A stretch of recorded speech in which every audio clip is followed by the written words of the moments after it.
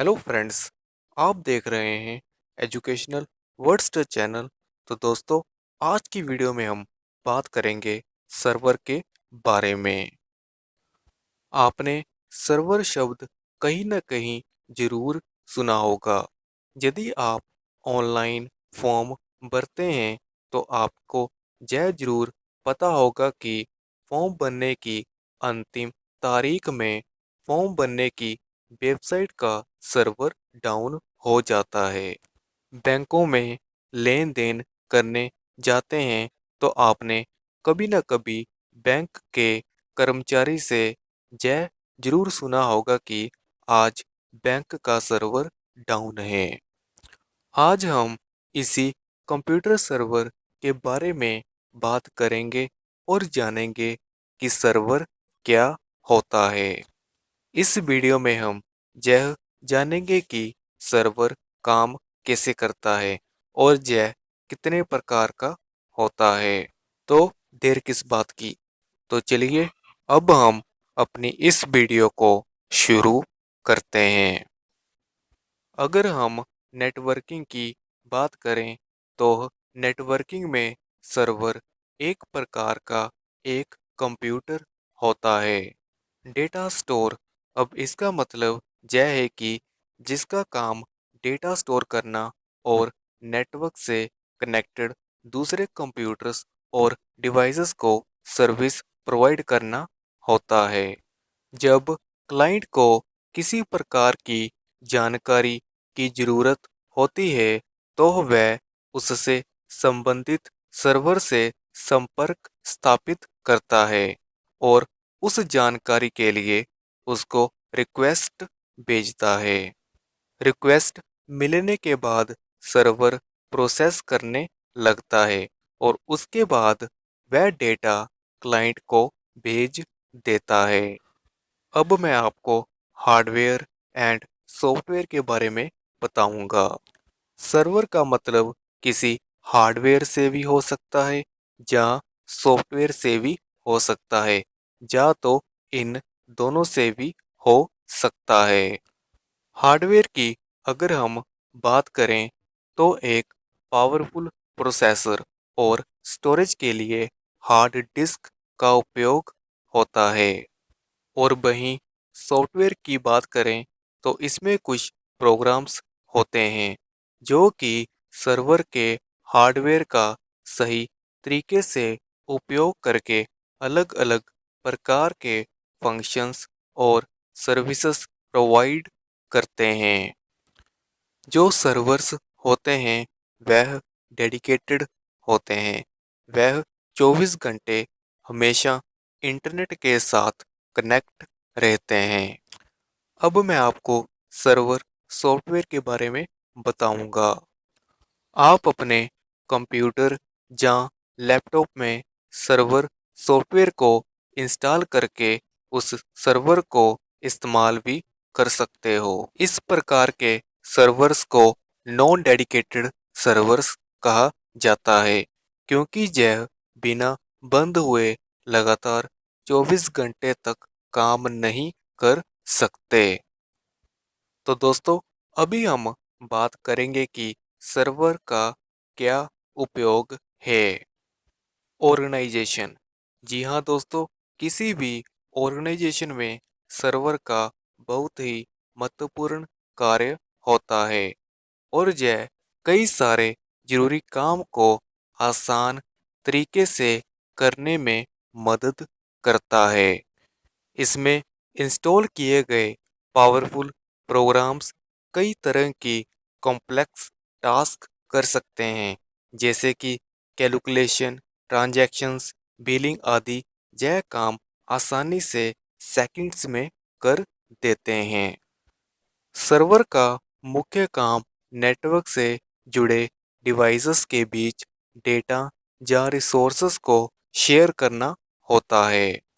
इसके अलावा ज़रूरत के हिसाब से कुछ स्पेशल टास्क को परफॉर्म करने के लिए कुछ विशेष प्रोग्राम को रन भी कर सकते हैं।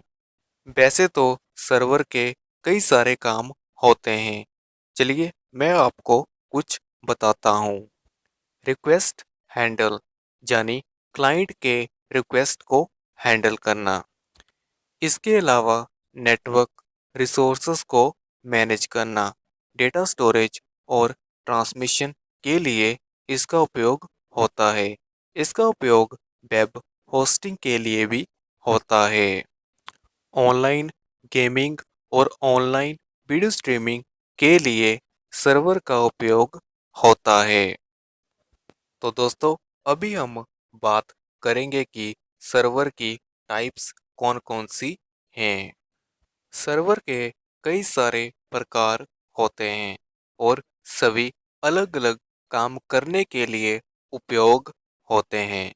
सबसे पहले हम वेब सर्वर के बारे में जानकारी प्राप्त करेंगे। वेब सर्वर HTTP प्रोटोकॉल के जरिए किसी वेबसाइट को आपके ब्राउज़र पर दिखाने का काम करता है।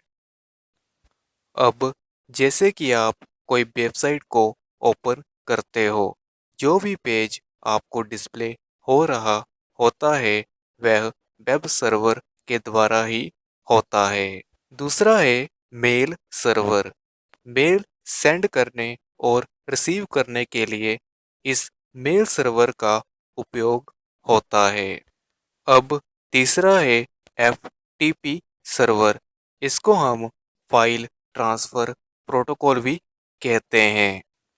FTP के ज़रिए क्लाइंट और सर्वर के बीच फाइल ट्रांसफ़र किया जाता है। इस दौरान प्राइवेसी और सिक्योरिटी का भी ध्यान रखा जाता है। अब मैं आपको प्रिंट सर्वर के बारे में बताऊंगा। प्रिंटर सर्वर की सहायता से हम एक ऑफिस के सभी प्रिंटर्स को वहां के सारे कंप्यूटर से जोड़ सकते हैं ताकि सभी उसका उपयोग कर सकें। और अंत में मैं आपको प्रॉक्सी सर्वर के बारे में बताऊंगा। प्रॉक्सी सर्वर यूजर और इंटरनेट के बीच इंटरमीडिएट का काम करता है। प्रॉक्सी सर्वर का उपयोग परफॉर्मेंस को इन्हांस करने के लिए और प्राइवेसी के लिए किया जाता है। इसके अलावा और भी कई सर्वर्स होते हैं, जैसे कि sound server, fax server, database server, cloud server या DNS सर्वर। इनको ज़रूरत के हिसाब से उपयोग किया जाता है। तो दोस्तों, अभी हम पढ़ेंगे कि सर्वर काम कैसे करता है, यानी वर्किंग ऑफ सर्वर।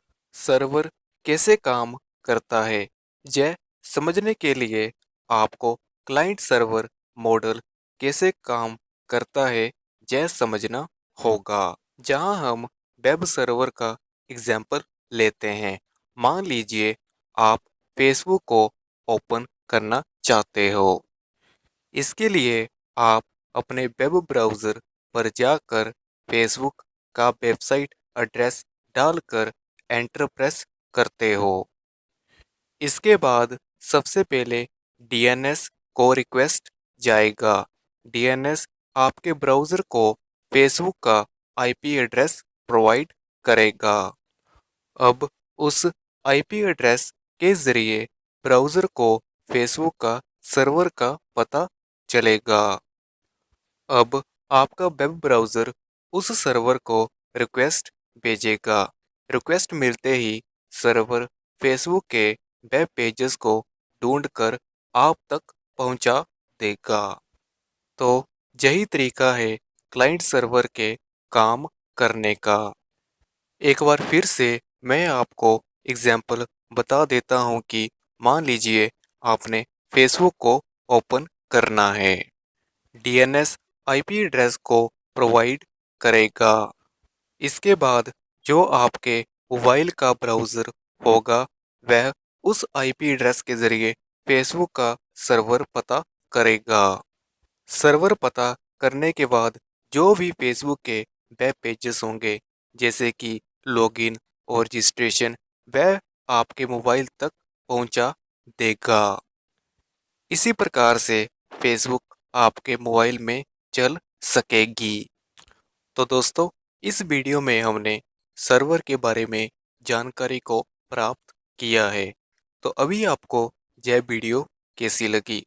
अगर आपको यह वीडियो पसंद आई है तो आप वीडियो को लाइक कर सकते हो और चैनल को सब्सक्राइब करना मत भूलना। धन्यवाद।